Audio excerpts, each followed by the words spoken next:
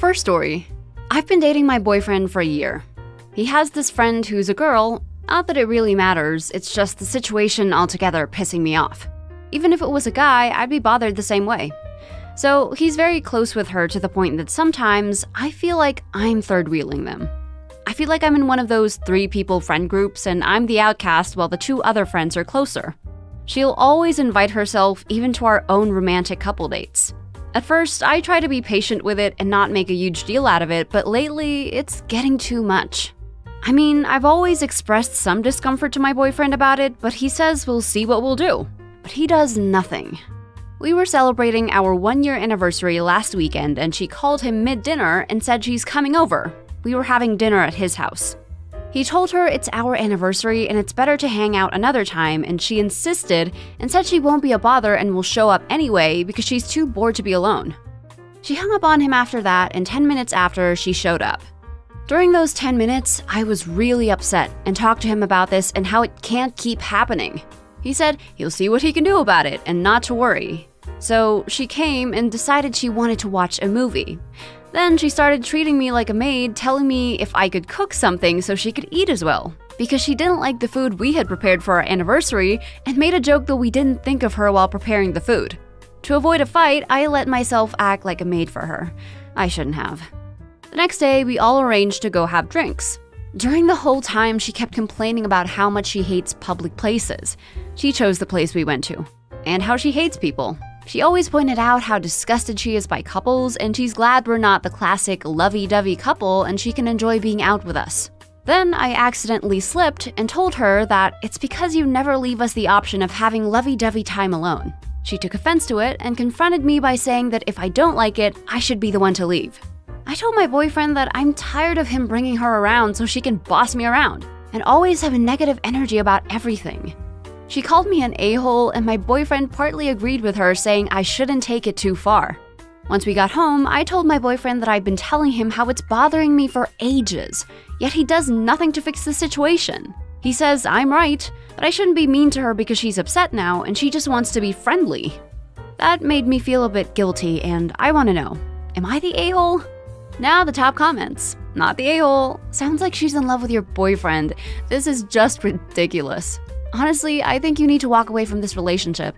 You've expressed your feelings of discomfort and all he does is dismiss them. This proves he isn't a guy you can rely on. Not the a-hole. Kinda sounds like she has feelings for your boyfriend and is including herself in your relationship to sabotage it, and your boyfriend is quite spineless to actually confront her about it. I think you should be very clear with both of them about how uncomfortable the situation is for you and maybe consider breaking up. Not the a-hole. This isn't going to change because he doesn't want this to change.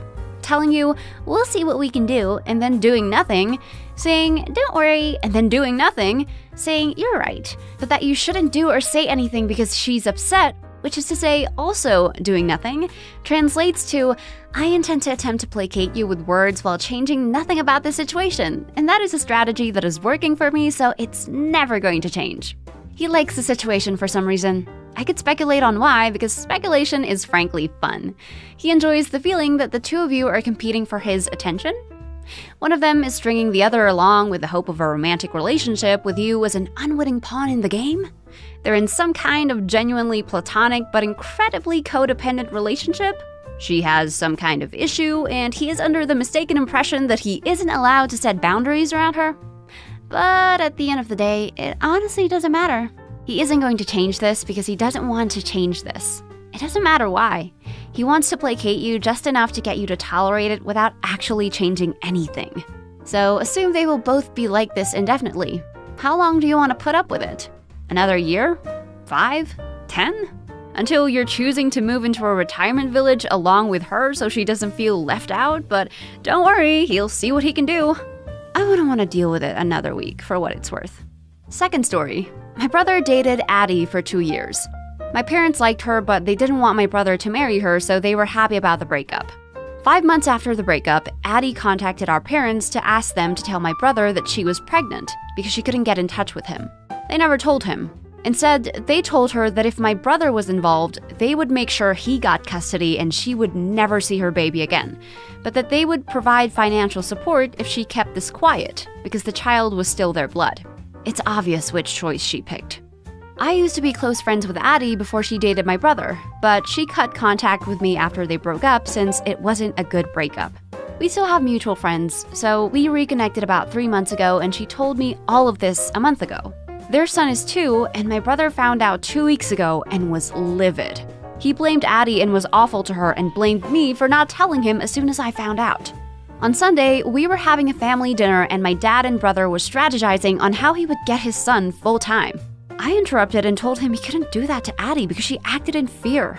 My brother exploded at me and was ranting about how she had kept his son from him. And now she would know how that felt, and that I had already shown him who my loyalty lies with since I never told him immediately.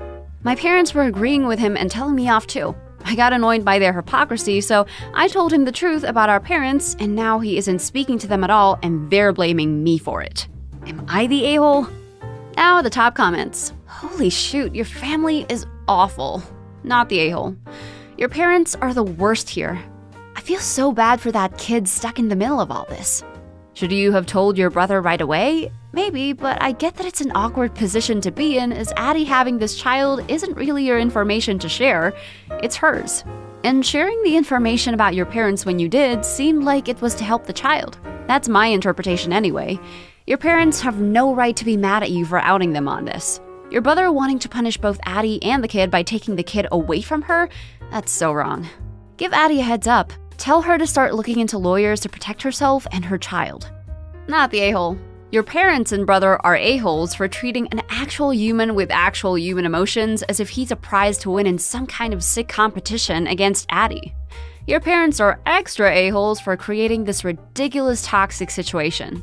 I'm not saying everyone sucks here because you got put into an impossible position and because there's not enough info about Addie to know if she's a participant in these sick games or strictly a victim of them. Everyone sucks here. Secret keeping is the easiest way to destroy family relationships. Clearly, the biggest a-holes in this situation are your parents. Totally the a-holes.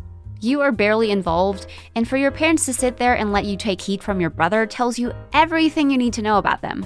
Your brother is the a-hole for strategizing to take his child away from the only parent the child has ever known. Clearly doesn't give a crap about the kid. Turns out Addie's fears were correct and your family is totally toxic. Third story. I own a kebab and burger shop. My food is good, but it's a bit greasy and definitely not healthy, so I don't even attend to it that often. Maybe twice a week. I have a customer who comes over to my place once or twice a day, and he has been coming more frequently. I have noticed he has slowly gained weight as well. I can't tell if it's entirely from me or what, but I know I have been contributing. I am also one of the very few kebab and/or burger shops in my town and one of the 7 restaurants, so he doesn't have many other options. I told him one day that I care about his health and that he needs to eat better and he can't eat here daily, and that I will be cutting him off. I appreciate his business, but he clearly has a food addiction to this place and I can't serve him anymore as I am a part of his bad habits. He said he understood, but was a bit upset and sad as he walked out. I told him I hope he gets well soon and to please prioritize his health. Some other customer said I was a massive a-hole and left without even picking up her food. I don't get why, she already paid me, maybe she forgot. My sister-in-law said I was a huge B and I fat-shamed him and went off to lecture me about how some people have bad genes and fat phobia and racism causes obesity, not bad habits, and that his body is beautiful and I need to leave him be, and all sorts of other ridiculous nonsense. Some other more reasonable people in my family said I should just mind my business and not be rude. I honestly felt bad for the guy and cared for him. It wasn't easy on me either. He contributed about 5% of my business. Now the top comments. You own an unhealthy business and then refuse service because he is unhealthy? You're the a-hole. You singled out this one guy who did nothing against you and shamed him in public. Yeah, if you're in a small town, I wouldn't be surprised if your business starts dropping. The guy's an adult. If he wants to die younger but eats food he enjoys, it's his choice. Do you kick out everyone who crosses the fat threshold? You're the a-hole. You don't know this guy's story. He might be eating from that place because he is unable to cook right now. Maybe he's coping with trauma or grief or depression and is working really hard on not being suicidal. Yes, it's not healthy to eat so much greasy food, but the guy might have more pressing health issues that getting takeaways he enjoys helps alleviate. I'm eating a lot of takeaways right now due to depression and a chaotic home situation making it harder to cook. In the long run, I hope to cut down, but I am the only one who can make that decision. If I was shamed at a takeaway, I would be mortified, and this could do long-term damage to my mental health. I really hope this guy's okay. You're the a-hole. Totally. It is not your place to decide what this guy eats. You don't know what is the cause of his weight gain. I was put on a medication that caused me to gain over 30 pounds in just 3 months. Have not changed my eating habits. This is an unfortunate side effect. I keep taking it because it controls my pain enough that I can be functional. Perhaps he is in a similar situation. Due to my illness, I am unable to do many of the things I used to enjoy. Good food is one of the few things I can still enjoy. If a restaurant owner cut me off, I would be livid. You don't know this guy's story and he doesn't owe you an explanation. Someone else commented, if you are really concerned about the health of your customers, serve healthier food. Last story. Once a year, not last, my family goes to a fancy restaurant. Like a place where steaks are more than $45 and sides a la carte. It's a fun treat for us kids, at least, as our parents pay. We all catch up and we get to try places we never can afford, yet, ourselves. So 2019, when we went, my parents invited my fiancé's mom as we were newly engaged and she hasn't met everyone. When invited, his mom expressed she can't afford it, and I told her it's fine because my parents are paying. It's a treat for everyone. We knew that anyway because we've been helping recently. I left absolutely disgusted with his mom. She got 4 whiskey sours, red wine, Coke, the most expensive steak, added shrimp and lobster, then got 3 sides and dessert. Her bill alone was just over $500. Meanwhile, the single highest bill for the other 7 people was $82. My parents split the cost and asked me not to complain. They don't want to start anything. Boyfriend was equally mad and talked to her. She tried to say that since they picked the restaurant, they can afford it, so it wasn't a big deal, when it was explained that this was a once-a-year thing before. Well, this year, my mom invited her again despite my no, but not so subtly added a cap to the price point. Well, 20 minutes or so in the dinner, boyfriend's sister and son show up unexpectedly, which pissed me off, but she asked for her own check, so at least she wasn't coming for a free meal. Her card denied. His mom claimed to not bring her wallet. Boyfriend immediately asked for her check, but my dad, being my dad, went ahead and paid for it. Walking out, his sister jokingly asked where we were going next year. His mom said it was just a joke, calm down. So I canceled the scheduled payment to help her pay 1/4 of her rent. It was the same as the meal, so I told her her daughter can pay it or she can. Boyfriend is being harassed by them now. Am I the a-hole? Now the top comments. Not the a-hole. I say this out of care, but are you sure you want to marry into this family? Your fiancé may not be that way, but you will become family with these people. It sounds like you will be signing up to bankroll his side of the family in the long run.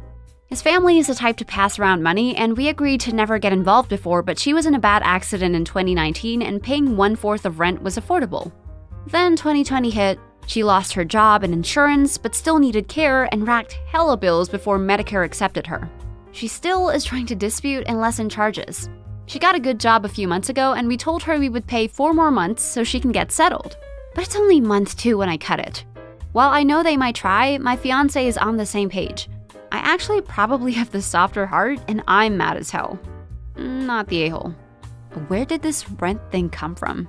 It's like a random twist ending? You regularly pay for some of your mother-in-law's rent? Yes, since 2019. We helped pay 1/4 of her rent. She was in an accident, so couldn't work then, and in the pandemic, she lost her job. She is now getting back on her feet again, with starting a job a few months ago.